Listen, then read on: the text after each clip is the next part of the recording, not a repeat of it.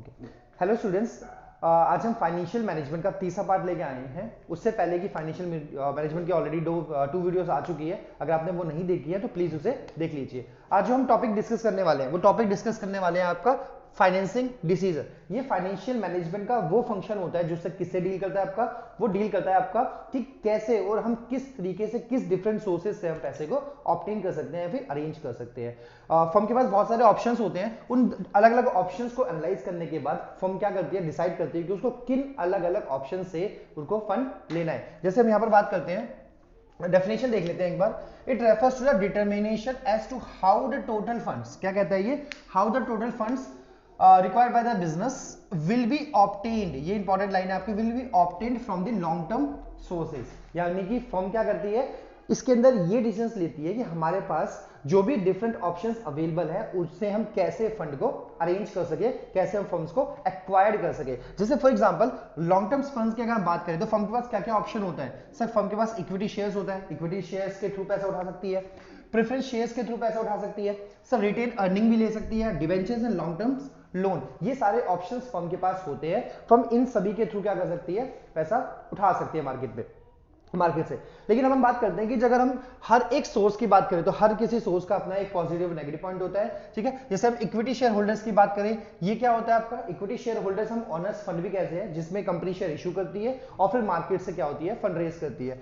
Preference share holders क्या होते हैं आपके, इनको कुछ प्रेफरेंशियल राइट्स होते हैं प्रेफरेंस शेयर होल्डर को। अगर हम रिटेन अर्निंग की बात करें तो रिटेन अर्निंग क्या होता है, sir retained earning total profit का अनडिस्ट्रीब्यूटेड पार्ट होता है, या टोटल अर्निंग का वो पार्ट होता है जिसे हम डिविडेंड के रूप में डिस्ट्रीब्यूट नहीं करते, फर्म अपने पास ही रख लेती है। और डिबेंचर्स हम कह सकते हैं, आपके डिबेंचर्स एक तरह से बोरोइंग्स होती है कंपनी की, और लॉन्ग टर्म लोन्स भी क्या होते हैं कंपनी की, बोरोइंग्स होती है। तो ये डिफरेंट डिफरेंट ऑप्शंस कंपनी के पास अवेलेबल होते हैं, और बिजनेस क्या करता है, इन सभी ऑप्शंस को एनालाइज करने के बाद फंड ऑब्टेन करता है। तो ये जो डिसीजन लिया जाता है, ये डिसीजन कहां पर लिया जाता है, इसको क्या कहते हैं, फाइनेंसिंग डिसीजन कहते हैं। अब हम बात करते हैं कि सर वो कौन कौन से फैक्टर्स होते हैं आपके जो हमारे इन डिसीजंस को अफेक्ट करते हैं।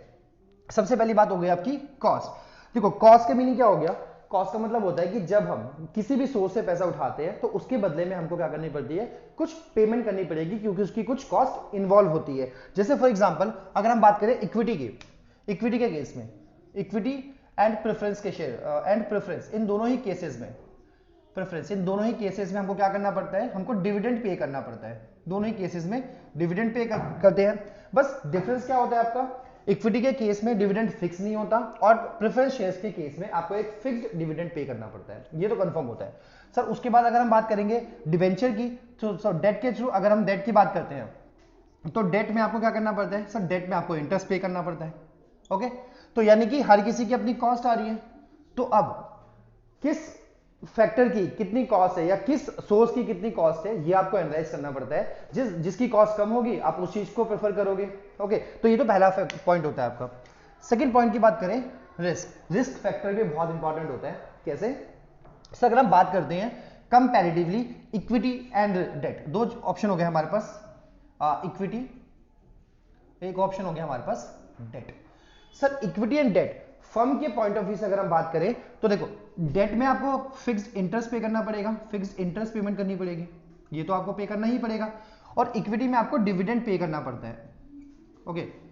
ओके, डिविडेंड पे करना पड़ता है। तो सर डेट जो होता है ना वो मोर रिस्कियर होता है, डेट आपका रिस्कियर होता है। वो रिस्कियर क्यों होता है कि चाहे फर्म की कितनी भी अर्निंग हो, फर्म को डेट का इंटरेस्ट तो पे करना ही पड़ेगा, बट इक्विटी के केस में ऐसा नहीं होता है। ये डिपेंड करता है कंपनी के प्रॉफिट के ऊपर कि वो कितना फंड जो है वो देना चाहती है, ठीक है। तो ये भी एक मैटर करता है हमारे, जब हम फैक्टर्स को हम सोर्स को चूज करते हैं कि हम किसके थ्रू जो है पैसा उठा रहे हैं। अगर इस समय रिस्क जिसमें कम होगा कंपनी उसी को ही चूज करेगी। थर्ड नंबर पे आता है आपका flotation cost. Sir flotation cost का मीनिंग क्या होता है, अगर हम फ्लोटेशन कॉस्ट की बात करें, देखो फ्लोटेशन कॉस्ट का मतलब क्या होता है कि जब कंपनी लॉन्ग टर्म सोर्सेज से जब पैसा रेज करना चाहती है, जैसे डिवेंचर्स के थ्रू, प्रेफरेंस शेयर्स के थ्रू या इक्विटी शेयर्स के थ्रू, जब वो पैसा रेज करना चाहती है तो उसको बहुत सारे छोटे छोटे खर्चे करने पड़ते हैं। जैसे आपका ब्राउचर का खर्चा करना पड़ेगा, ओके, या फिर ब्रोकर को कमीशन देना पड़ेगा, अंडरराइटर कमीशन हो गया, बहुत सारे एक्सपेंसेस ऐसे होते हैं जो कंपनी को बियर करने पड़ते हैं। यानी कि जब हम किसी सोर्स को एक्वायर करते हैं तो कुछ एडिशनल कॉस्ट जो होती है आपकी उसमें लगती है। तो जो एडिशनल कॉस्ट आपकी लगती है उसको क्या बोलते हैं, फ्लोटेशन कॉस्ट बोलते हैं, यानी कि फ्लोटेशन कॉस्ट बड़ी मैटर करती है आपका। तो जब फ्लोटेशन कॉस्ट ज्यादा होगी तो आप इक्विटी वगैरह को प्रेफर कम करेंगे, और जब फ्लोटेशन कॉस्ट आपकी कम आएगी तो हम इक्विटी को प्रेफर कर सकते हैं। तो ये भी हमारा फैक्टर होता है जो कि बहुत इंपॉर्टेंट होता है हमारे फाइनेंसिंग डिसीजंस को इन्फ्लुएंस करने के लिए। उसके बाद हम बात करें cash flow position. Cash flow position, sir cash flow position का मीनिंग क्या होता है? कैश फ्लो पोजीशन का मतलब कंपनी के पास अभी करंटली शॉर्ट टर्म में कितना कैश अवेलेबल है, क्योंकि कैश अवेलेबिलिटी के अकॉर्डिंग ही वो डिसाइड करेगा कि उसको कौन सा सोर्स चूज करना चाहिए। क्योंकि फॉर एग्जांपल अगर कंपनी के पास कैश की पोजीशन अच्छी है, हमेशा उसके पास कैश अवेलेबल रहता है, तो कंपनी किसके साथ जाएगी? डेट के साथ जाएगी। डेट के साथ क्यों जाएगी? क्योंकि सर डेट में आपको फिक्स पे करना पड़ता है। ओके, आपके पास हमेशा कैश अवेलेबल है तो आप फिक्स्ड अमाउंट जो है हमेशा पे कर सकते हो। बट अगर आपके पास कैश की पोजीशन अच्छी नहीं है तो उस केस में हम किसको प्रेफर करेंगे? हम इक्विटी को प्रेफर करेंगे, क्योंकि इसके अंदर अगर कैश हमारे पास अवेलेबल नहीं है फिर भी हम क्या कर सकते हैं, हम इसको बाद में ही पे कर सकते हैं। बट ये चीज आप डेट में नहीं कर सकते। डेट में आपको किसी भी हालत में पे करना ही होता है, इसलिए कैश फ्लो पोजीशन कंपनी के लिए बहुत ही ज्यादा इंपॉर्टेंट होती है। तो ये भी हो गया हमारे सामने पॉइंट। सर नेक्स्ट होता है आपका level of fixed operating cost. Sir fixed operating cost का मीनिंग क्या होता है? सर ऑपरेटिंग कॉस्ट का मीनिंग क्या होता है? अगर हम बात करेंगे ऑपरेटिंग कॉस्ट की, तो सर ऑपरेटिंग कॉस्ट का मीनिंग होता है रनिंग कॉस्ट। रनिंग कॉस्ट यानी कि जब हम बिजनेस को चलाते हैं तो हमको दो तरह के जो है वो कॉस्ट को बियर करना पड़ता है। एक, इसको हम दो पार्ट्स में डिवाइड कर सकते हैं, इसको हम दो पार्ट्स में डिवाइड कर सकते हैं।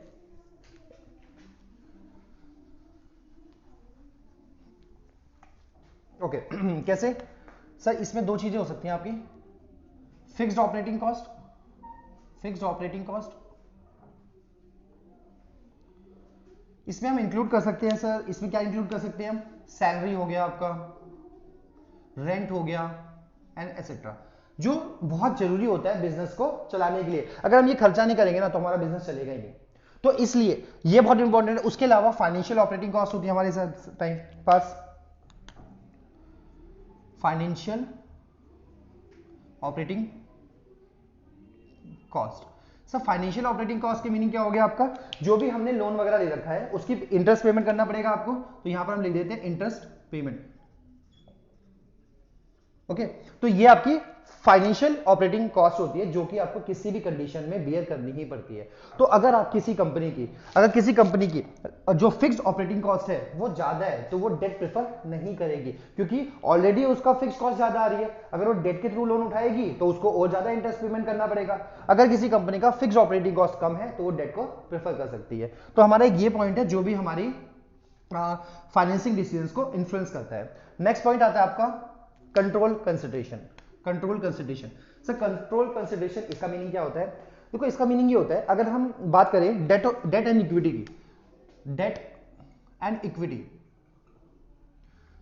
ओके सर, जब हम डेट और इक्विटी की बात करते हैं और इसके डिफरेंस की बात करते हैं तो सबसे जो मेजर डिफरेंस होता है ना डेट इक्विटी में, वो यही होता है आपका, जब आप डेट इक्विटी करते हो तो इससे हमारी ऑनरशिप पे कोई फर्क नहीं पड़ता। इससे हमारी ऑनरशिप क्या आ जाती है? ऑनरशिप अगर मैं यहां लिख देता हूं ऑनरशिप, तो डेट से उस पर कोई फर्क नहीं पड़ेगा।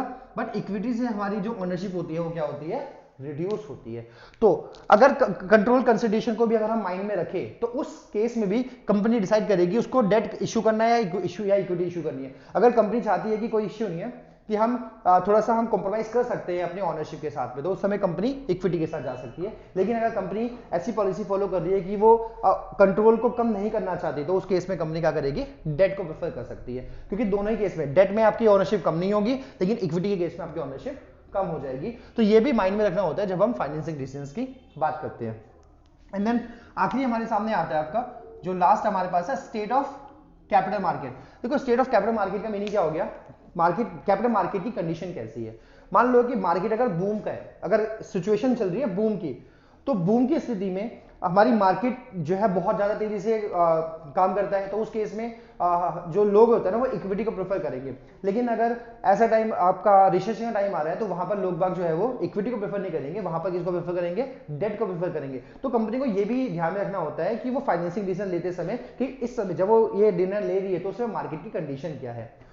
तो ये अभी हम देखते हैं आपका डिविडेंड डिसीजंस। देखो डिविडेंड डिसीजंस की बात करी तो हम इसमें क्या होता है, कंपनी ने प्रॉफिट अर्न किया और प्रॉफिट अर्न करने के बाद में अब कंपनी क्या चाहती है सर कंपनी कोई कुछ पैसा अपने पास रखना होता है रिटेन अर्निंग के रूप में, और कुछ पैसा जो है अपना शेयर होल्डर्स को डिस्ट्रीब्यूट करना होता है। तो जब हम डिविडेंड पॉलिसी की बात करते हैं या डिविडेंड डिसीजन की बात करते हैं, तो यहाँ पर कंपनी को ये डिसीजन लेना होता है कि कितना पैसा वो रिटेन करे और कितना पैसा वो डिस्ट्रीब्यूट कर दे among the existing shareholders. देखो जैसे इसी डेफिनेशन क्या है आपका, it refers to the determination of how much part of the earning should be distributed among the shareholders by the way of dividend। मतलब कि डिविडेंड के रूप में कितना पैसा अपने शेयर होल्डर्स को दिया जाए, and how much should be retained for meeting future needs as retained earning. मतलब कि कहने का मतलब क्या है आपका कि सर कंपनी का प्रॉफिट आया, अब प्रॉफिट के दो पार्ट्स इन्होंने कर दिए। क्या कर दिया सर, एक तो आपका डिविडेंड के रूप में इन्होंने रख दिया डिविडेंड, और एक पार्ट जो है वो इन्होंने रख दिया रिटेन्ड अर्निंग को, रिटेन्ड अर्निंग। ये डिसीजन जो होता है ना बस इसी से रिलेटेड होता है कि सर जो हमारा प्रॉफिट आया है उस प्रॉफिट का कितना पार्ट आप डिविडेंड के रूप में डिस्ट्रीब्यूट कर दोगे और कितना पार्ट आप फ्यूचर की नीड्स को फुलफिल करने के लिए रिटेन करोगे। यही डिसीजन क्या होता है आपका, डिविडेंड पॉलिसी कहलाता है, डिविडेंड डिसीजन कहलाता है। क्योंकि देखो ये इंपॉर्टेंट क्यों है, वो इंपॉर्टेंट इसलिए है कि शेयर होल्डर क्या चाहता है सर, शेयर होल्डर चाहता है मैक्सिमम डिविडेंड, मैक्सिमम डिविडेंड। हर कोई शेयर होल्डर क्या चाहेगा कि सर हमें तो ज्यादा से ज्यादा डिविडेंड मिल जाए, हमारा हमने तो पैसा ही इसलिए लगाया कि हमको डिविडेंड चाहिए।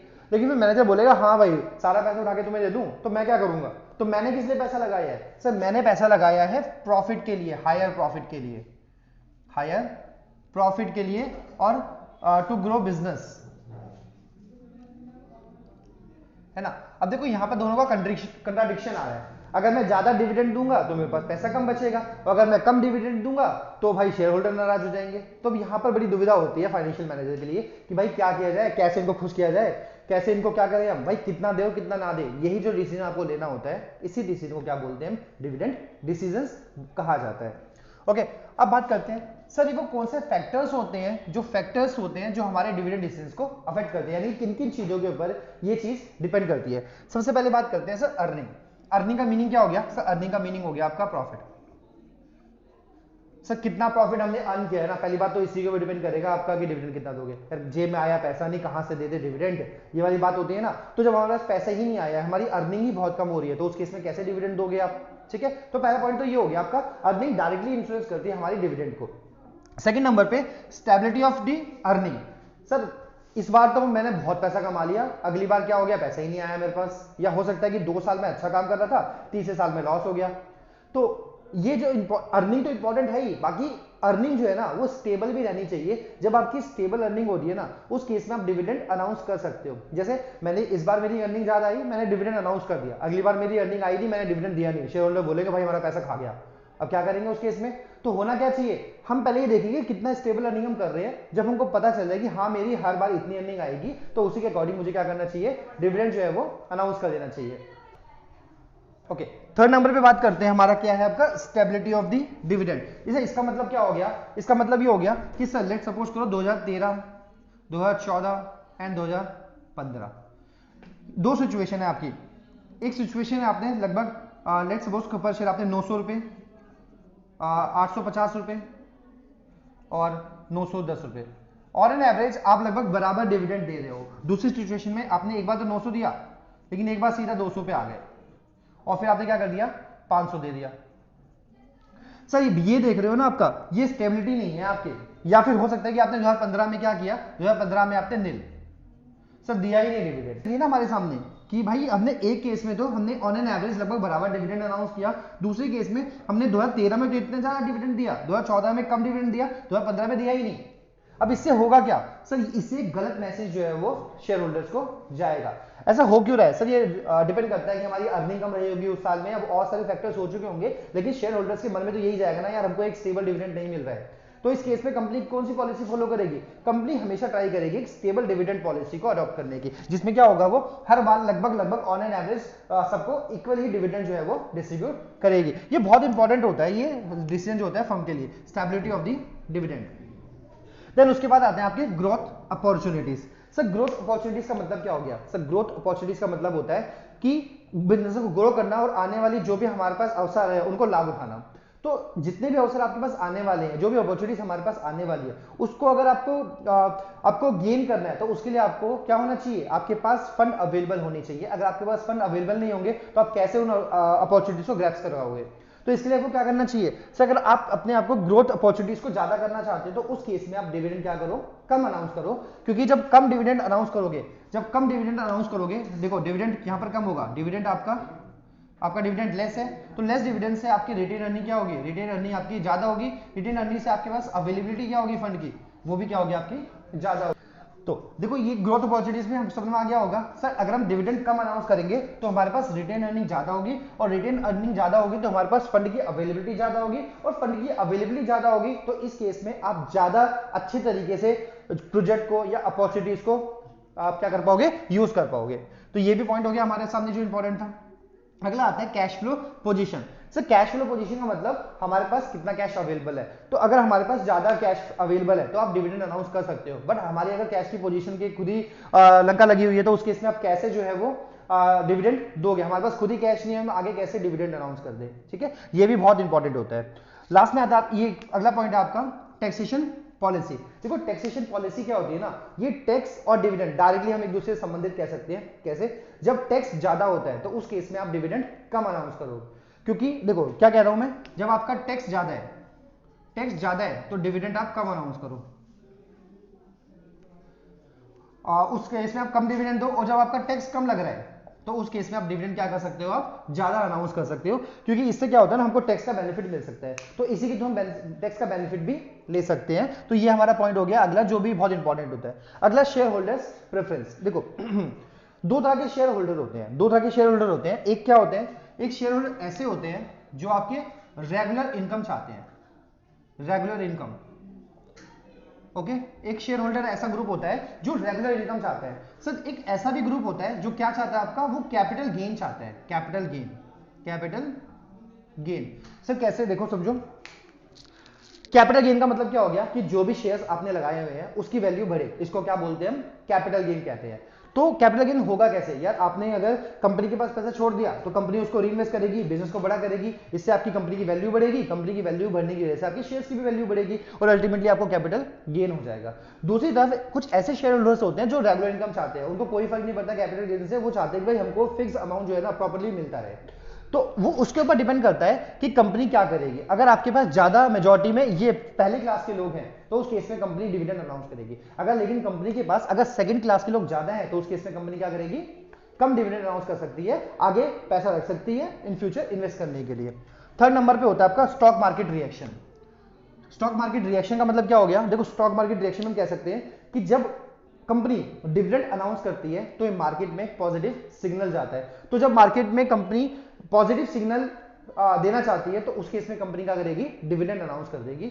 ओके, तो ये पॉइंट आपका इसमें होता है। Access to capital market. Access to capital market का मीनिंग क्या हो गया, जब आप मार्केट से इजीली पैसा एक्वायर कर सकते हो, मार्केट से पैसा इजीली आप ले सकते हो, तो उस केस में आप डिविडेंड ज्यादा अनाउंस कर दो, क्योंकि आपके पास अगर पैसे की जरूरत हो रही है तो आप मार्केट से पैसा उठा सकते हो। बट अगर कैपिटल मार्केट एक्सेस उतना नहीं है तब उस केस में आपको अपने खुद के पास पैसा जो है वो रखना पड़ेगा, और खुद के पास अगर आपको पैसा रखना है तो आपको डिविडेंड कम अनाउंस करना पड़ेगा, है ना, क्योंकि आपने डिविडेंड कम अनाउंस किया, पैसा आपके पास ज्यादा है। तो अगर मार्केट में आपका एक्सेस नहीं भी है तो भी आप क्या कर सकते हो, आप रिटेन अर्निंग का यूज करके आगे इन्वेस्टमेंट कर सकते हो। लेकिन मार्केट में अगर एक्सेस अच्छा है, कोई दिक्कत नहीं है, तो आप डिविडेंड अनाउंस करो, मार्केट में अच्छा रिएक्शन जाएगा, और जब आगे चल के आपको पैसे की जरूरत होगी तो आप क्या कर सकते हो, मार्केट से इजीली पैसा आप एक्वायर कर सकते हो। तो ये हमारे सारे पॉइंट हो गए आपके डिविडेंड डिसीजंस के। हमने फाइनेंशियल मैनेजमेंट के जो इन्वेस्टिंग डिसीजन होता है, फाइनेंसिंग डिसीजन होता है और डिविडेंड डिसीजन होता है, ये तीनों हमने जो है वो कवर कर लिए। अगर आपने पीछे की वीडियो नहीं देखी है तो प्लीज उसको भी देख लीजिएगा और चैनल को सब्सक्राइब कर देना अगर आपको अच्छा लग रही है वीडियो।